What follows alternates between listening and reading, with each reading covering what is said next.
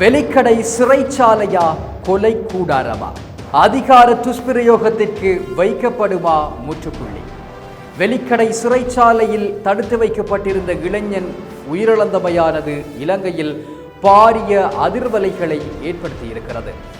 இவ்வாறு சிறைச்சாலைகளில் தடுத்து வைக்கப்படும் கைதிகள் உயிரிழக்கும் சம்பவங்கள் அண்மை காலங்களில் அதிகரித்துள்ளமை இலங்கை போலீசார் மீது சந்தேகத்தையும் அச்சத்தையும் ஏற்படுத்தியுள்ளது.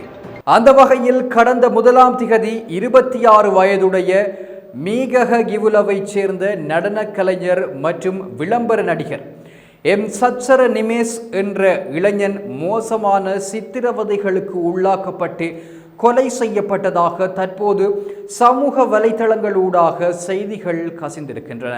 இவ்வாறு கசிந்துள்ள தகவல் முழு நாட்டையுமே பேரதிர்ச்சிக்கு உள்ளாக்கியுள்ளதோடு பாரிய சர்ச்சையாகவும் தற்பொழுது வெடித்திருக்கிறது. நாட்டில் மனித உரிமை ஆணைக்குழு, சிறை கைதிகளின் உரிமைகளை பாதுகாக்கும் குழுக்கள் என பலதரப்பட்ட சமூக நலன் பேணும் அமைப்புகள் காணப்படுகின்ற போதும் இவ்வாறான துன்புறுத்தல்கள், கொலைகள் இடம்பெறுவதானது நாட்டு மக்களின் பாதுகாப்பை கேள்விக்குள்ளாக்கியுள்ளது. அதேவேளை இவ்வாறான சம்பவங்கள் இடம்பெறும் போது மட்டும் குறித்த அமைப்புகள் கண்டனம் வெளியிடுவதும் அறிக்கைகள் வெளியிடுவதுமாக பரபரப்பாக செயற்படுகின்றன.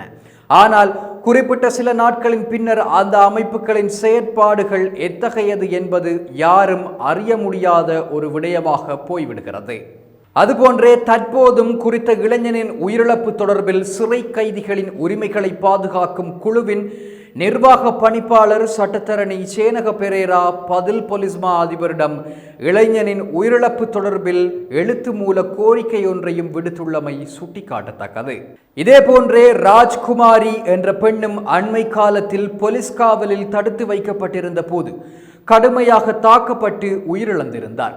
அவருக்கான நீதி இன்று வரை கேள்விக்குள்ளாக்கப்பட்டுள்ளதோடு குறித்த விடயம் தற்போது மறைக்கப்பட்டுள்ளதா, மறுக்கப்பட்டுள்ளதா என்கின்ற சந்தேகம் எழுந்திருக்கிறது. ராஜ்குமாரி உயிரிழப்பு தொடர்பில் தொடர்புடைய தலைமை போலீஸ் அதிகாரி சிந்தக்க தண்டிக்கப்பட்டிருக்க வேண்டும். ஆனால் அவர் இன்றும் வெலிக்கடை சிறைச்சாலை போலீஸ் அதிகாரியாகவே செயற்பட்டு கொண்டிருக்கின்றார். வெலிக்கடை போலீஸ் நிலையத்தில் தடுத்து வைப்பவர்களை கடுமையாக தாக்கி கொலை செய்வதான சம்பவம் யாருடைய அதிகார பலத்தால் நடக்கின்றது? இந்த கண்மூடித்தனமான செயற்பாடுகளுக்கு யார் பொறுப்பு? பிரதிவாதிக்கு எதிரான முறைப்பாட்டு ஆதார எண்ணை கூட சம்பந்தப்பட்டவர்களுக்கு வழங்குவதற்கு போலீசார் வெளிப்படையாகவே மறுக்கின்றனர். இது தொடர்பில் போலீஸ் ஆணைக்குழுவில் முறைப்பாடும் செய்யப்பட்டுள்ளது. இலங்கை போலீஸ் துறை பதில் போலீஸ் மா அதிபர் பிரியந்த வீரசூரியவின் தலைமையில் சரியான வழியில் தான் செல்கின்றதா என்பது தற்போது பாரிய கேள்விக்குறியாகவே உள்ளது. ஆகவே தடுத்து வைக்கப்படும் சந்தேக நபர்கள் இவ்வாறு மனிதாபிமானமின்றி கடுமையாக தாக்கப்பட்டு கொலை செய்யப்படும் சம்பவங்களுக்கு எதிராக பொதுமக்களும் தொடர்புடைய சமூக அமைப்புகள், மனித உரிமை ஆணைக்குழு மற்றும் சமூக ஆர்வலர்கள் கடுமையான கண்டனங்களை வெளியிடுவதோடு அதிகார துஷ்பிரயோகம் செய்யும் அதிகாரிகளுக்கு எதிராக கடுமையான சட்ட நடவடிக்கைகளையும் எடுக்க வேண்டியிருக்கிறது.